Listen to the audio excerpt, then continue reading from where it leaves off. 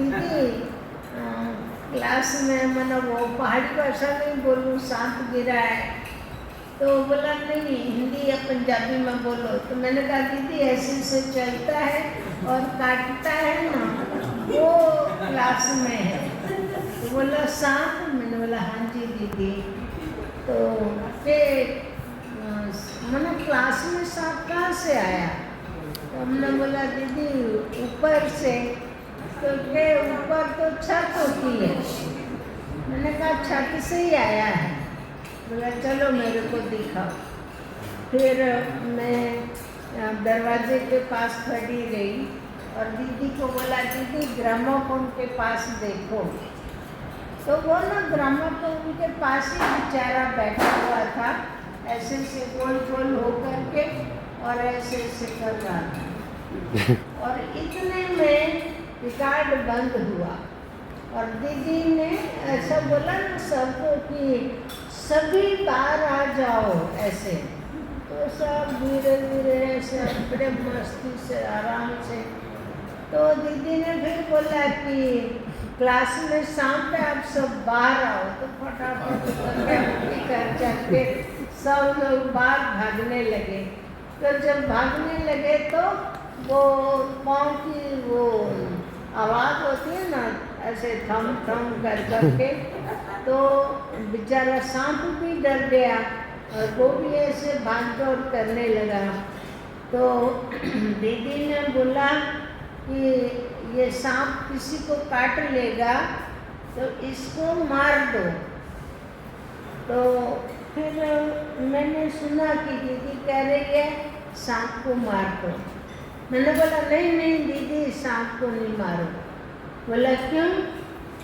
मैंने कहा दीदी 1 घंटे तक मेरी गोद में रहा और मुझे कुछ भी नहीं बोला, तो दीदी इसको नहीं मारना। तो दीदी ने बोला कैलाश सांप तेरा चाचा लगता है तो नहीं मारो।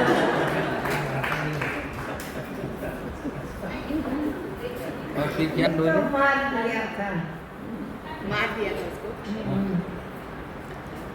पर फिर बाबा ने मना किया था। दीदी ने बाबा को लेटर लिखा कि बजा रही थी मेरे मन डोले, मेरे तन डोले और गोदी में सांप डोले। और जो मैं संदेश सुना रही थी वो तो अहमदाबाद का ही है। एक बहुत अच्छा भाई था और 33-34 साल का होगा और एक्सीडेंट में उसकी मृत्यु हो गई थी। अज्ञानी था, बाइक पर जा रहा था किसी को पैसे देने के लिए और सामने से रॉन्ग साइड ट्रक आ रही थी। तो जोर से मना टक्कर लगी, वो गिरा। पहले आगे वाला टायर भी उसके ऊपर से घूम गया, पीछे वाला टायर भी उसके ऊपर से चला गया और वो उसकी वहीं मृत्यु हो गई। फिर उसकी शोक सभा रखी, उसमें काफ़ी लोग जाते हैं। तो एक हमारा भी ज्ञानी भाई गया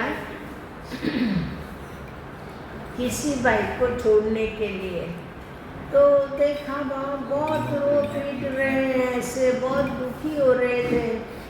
तो उस भाई ने बोला कि अभी मर गया, अभी मना वो नहीं आने वाला है, खत्म हो गया, तो इतना तुम लोग रोते पीटते हो ऐसे से सिर को फोड़े, कोई कुछ करे कोई कुछ करे। तो बोला ऐसे नहीं करना चाहिए। तो उसकी माँ ने बोला मेरा 33-34 साल का बच्चा था, युवान था और वो मर गया, उसके 2 बच्चे इधर उधर रो रहे हैं। तो मना भैया हमारे को दुख हो रहा है और वो आत्मा पता नहीं कहाँ भटक रही है, जन्म लेंगी या नहीं, भूत प्रेत क्या बनेगा हमारे को कुछ पता नहीं है। तो उस भाई ने बोला कि आप लोग चिंता नहीं करो और हमारे ब्रह्मा कुमारी सेंटर्स पर हर गुरुवार को बाबा को भोग लगाते हैं। तो हम भोग लगा करके बाबा से संदेश पूछा लेंगे और फिर आपको बताएंगे कि वो भाई किस स्टेज में है। तो उसकी माँ खड़ी हुई कि भैया आपको जो करना पड़े वो करना, लेकिन मेरे बच्चे का समाचार मुझे देना भले।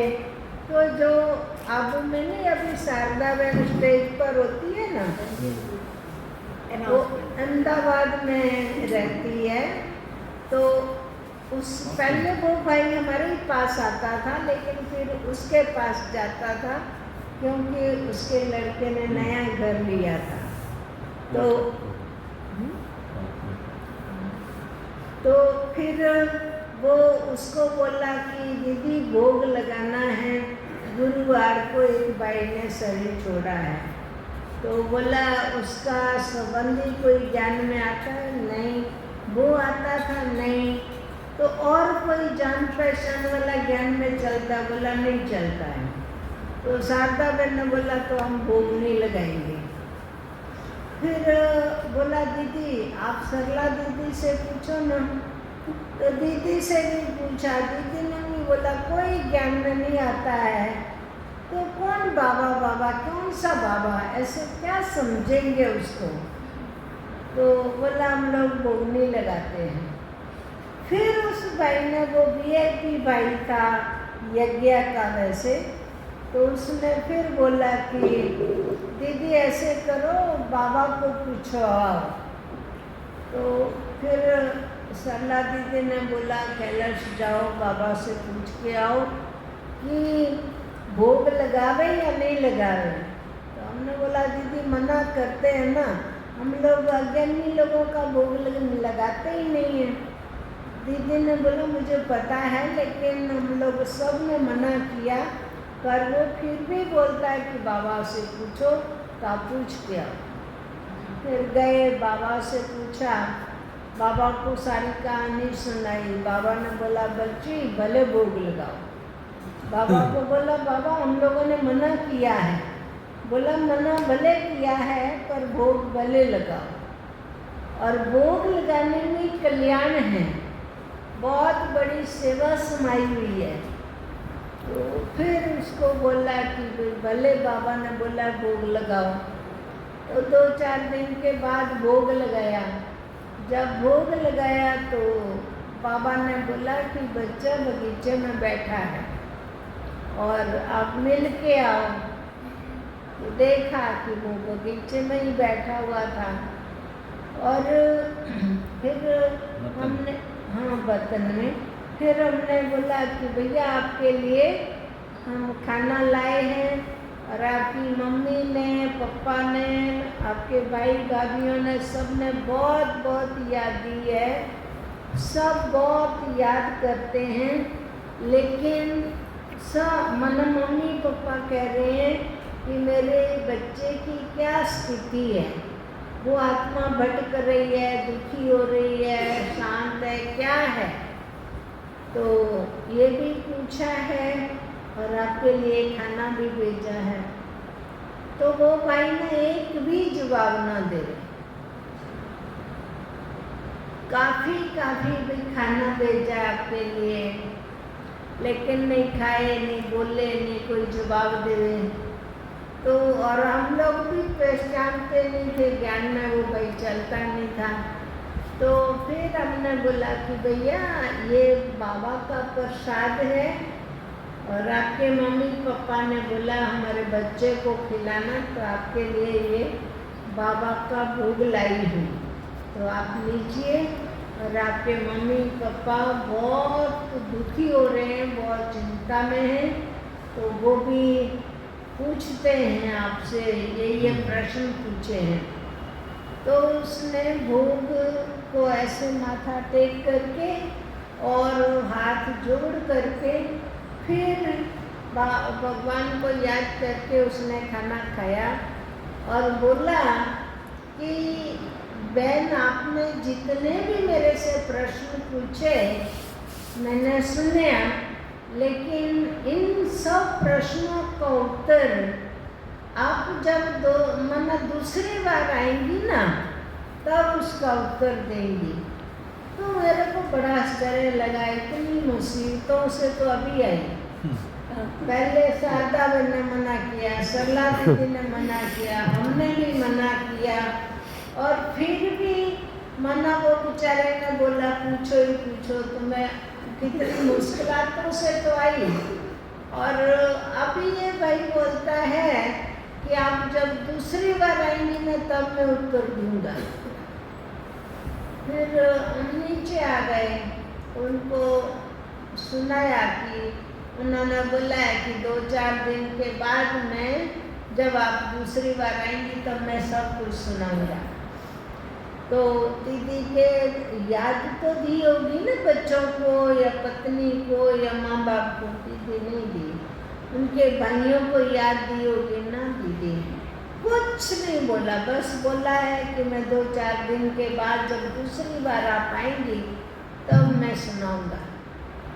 तो फिर उसका भाई जो था लौकिक में बड़ा भाई, वो खड़ा होकर के बोला कि दीदी मेरे भाई का ये स्वभाव था, जब भी हम कभी कुछ बोले कि बॉम्बे घूमने जाना या दिल्ली तो भैया आप आएंगे, तो वो हमेशा ये कहता था कि मैं 2-4 दिन के बाद बोलूँगा। वो तुरंत उत्तर कभी नहीं देता था।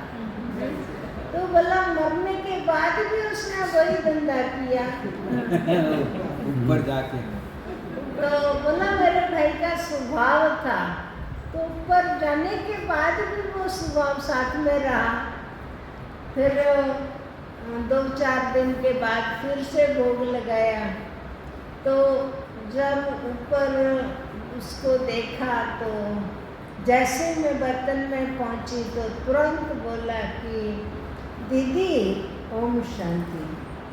तो हमने बोला पहचानते हैं? तो कि हाँ, कैसे? तो बोला दीदी आपने एक अहमदाबाद में प्रदर्शनी लगाई थी और आपने बहुत अच्छी तरह समझाया था, तो मुझे बहुत अच्छा लगा था।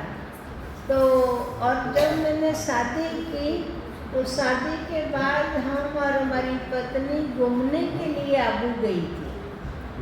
तो उस समय म्यूजियम में आपका जिसमें 3 दिन की शिविर थी, वो शिविर भी हमने और हमारी पत्नी ने की थी। तो आप सबका ज्ञान ब्रह्मा कुमारी इसका बहुत अच्छा है, तो मुझे अच्छा लगता है, बहुत अच्छा। तो फिर तो मैंने देखा है, मैं जानता हूँ ब्रह्मा कुमारी सेंटर को।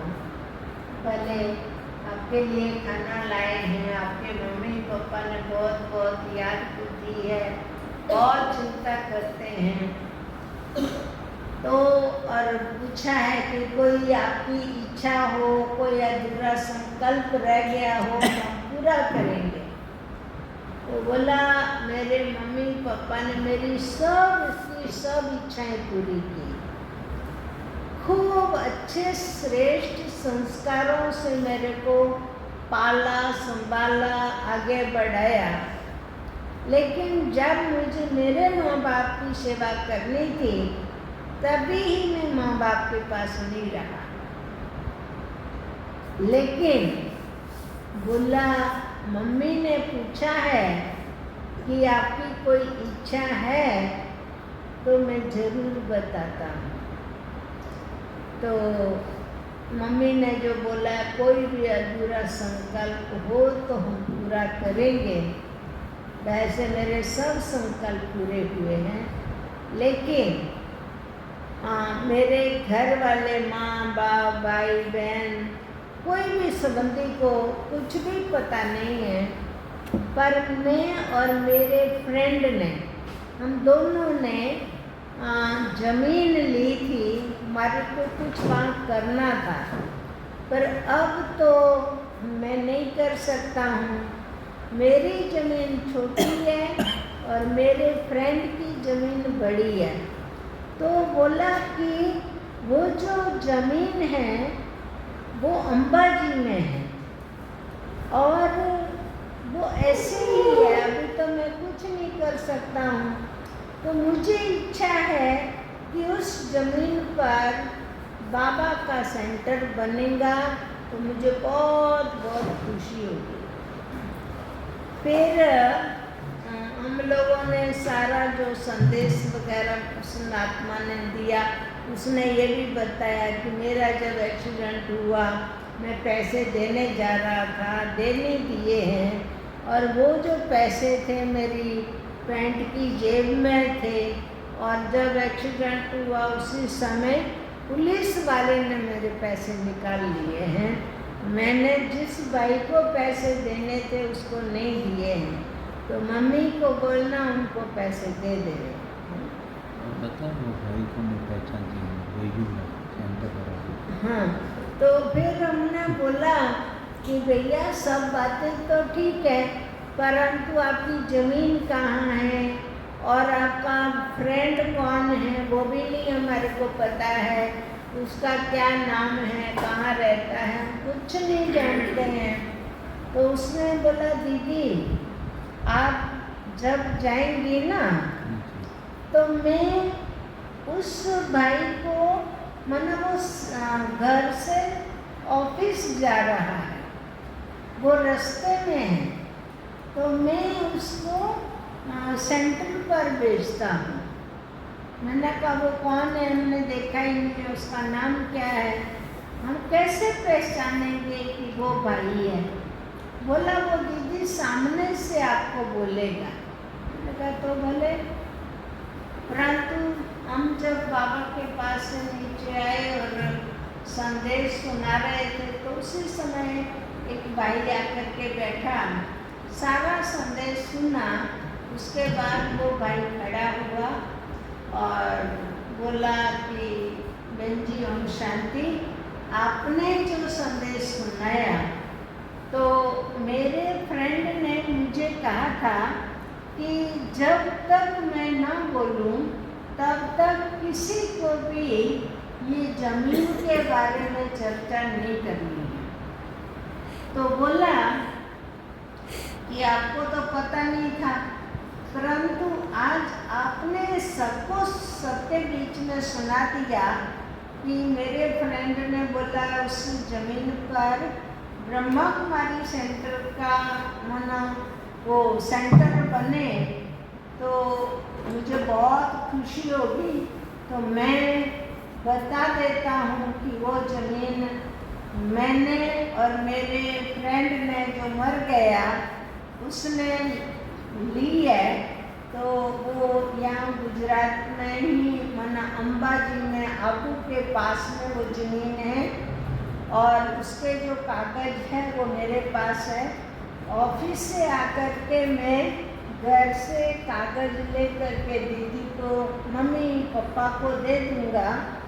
फिर उनके मम्मी पापा मना जो भी करना चाहे उसका वो भले करे, मुझे कोई अर्जा नहीं है।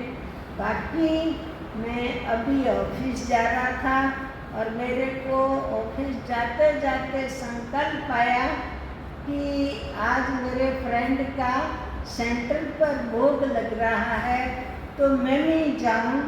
मेरे को जैसे खींच हो रही थी, कोई जैसे खींच रहा था, इसलिए मैं सेंटर पर आया। तो भले मैं वो कागज़ दे दूंगा। मैंने तो माँ बाप को भी बताया नहीं क्योंकि उसने मना किया था और वो अचानक मर जाने से घर का वातावरण इतना दुखी है जो मैं चाहते हुए भी बात नहीं कर सकता था। तो वो ज़मीन मना मैं आज ही शाम को माँ बाप को उसके कागज़ दे दूँगी। फिर सरला दीदी और अपनी शारदा बहन के पास में वो भाई भी आया, उसके माँ बाप वगैरह, और बोला मेरा बच्चा इस दुनिया में नहीं है। हम लोगों को तो पता ही नहीं था ज़मीन का, लेकिन मेरे बच्चे की अंतिम इच्छा है कि उस ज़मीन पर माना ये ब्रह्मा कुमारी सेंटर का सेंटर बने। तो वो ज़मीन तो ऐसे ही है, हमारे को भी ज़रूरत नहीं है। और जो मेरे बच्चे की इच्छा है कि सेंटर बने तो वो हम जमीन देने के लिए तैयार है। और दीदी को और शारदा दीदी को बोला कि दीदी आप चलना, हम आपको वो ज़मीन दिखाएंगे। फिर सरला दीदी, शारदा बहन, हम सब गए, अंबाजी में ज़मीन देखी। और अभी जो सेंटर है अंबाजी में जो बना हुआ है वो उस ज़मीन पर है जो मरे हुए भाई ने दी थी। बहुत समय से हम वहाँ सेंटर बनाना चाहते थे। हम ज़मीन ढूंढ रहे थे, घर ढूंढ रहे थे, वो होटल दुकानें सब देखना, मतलब देखते थे, पूछते देने वाला है, कोई देने वाला है, परंतु मिलता ही नहीं था। और बाबा से पूछें तो बाबा हमेशा यही संदेश देते थे कि बच्ची समय आने पर मिल जाएगा।